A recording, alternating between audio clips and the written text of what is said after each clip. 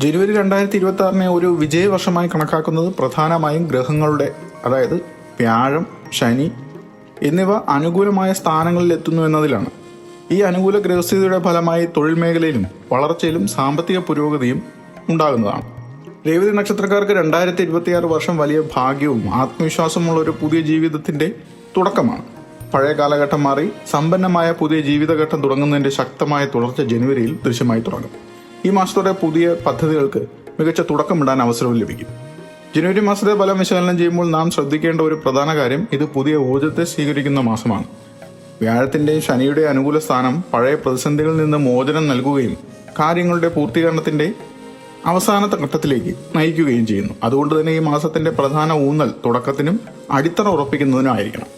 ജനുവരിയിലെ ദൃഢമായ തീരുമാനങ്ങളും ആത്മവിശ്വാസവും 2026 വലിയ വിജയങ്ങൾക്ക് ശക്തമായ വഴിയൊരുക്കും.